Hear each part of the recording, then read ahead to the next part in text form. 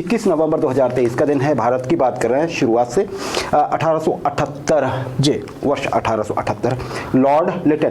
Lord Liton Bharat के viceroy हुआ करते थे ये उस समय पे, जबकि ये बात है और जो हिस्ट्री जुड़ी हुई है उनके साथ वो ये कि आज उन्होंने एक युद्ध की शुरुआत की थी।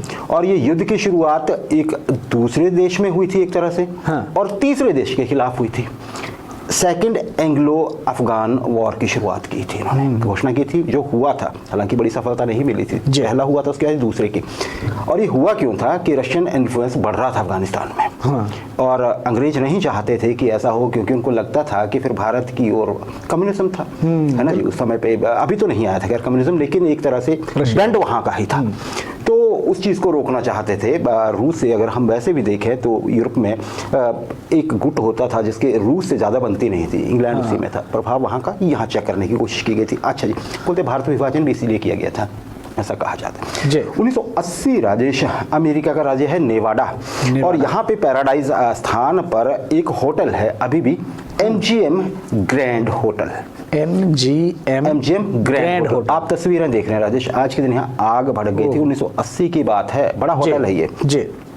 85 लोगों की जलकर मौत हो गई थी और 650 जख्मी हुए थे। ये आगे बढ़े 2017, अभी आप तस्वीर देखेंगे, ये हैं रॉबर्ट मुगाबे साहब। क्या बात। इस तस्वीर के साथ आपने कई कोटेशंस देखी होंगी सोशल मीडिया पे, कुछ भी लिखा होता है कि ये कर लो, है ना, रॉबर्ट मुगाबे लिखा होता है, ये वही शख्स है। अच्छा जी, हैं कौन?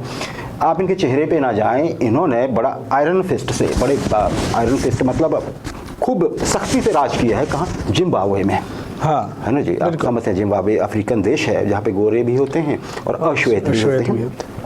तो जैसे पहले तो प्रधानमंत्री बने जिम्बाब्वे के जी, उसके बाद ही राष्ट्रपति बन गए, और फिर कितना समय रहे लगातार, ये 37 वर्ष तक, लगभग 37 वर्ष तक इन्होंने जो चाहा वो किया वहाँ पे।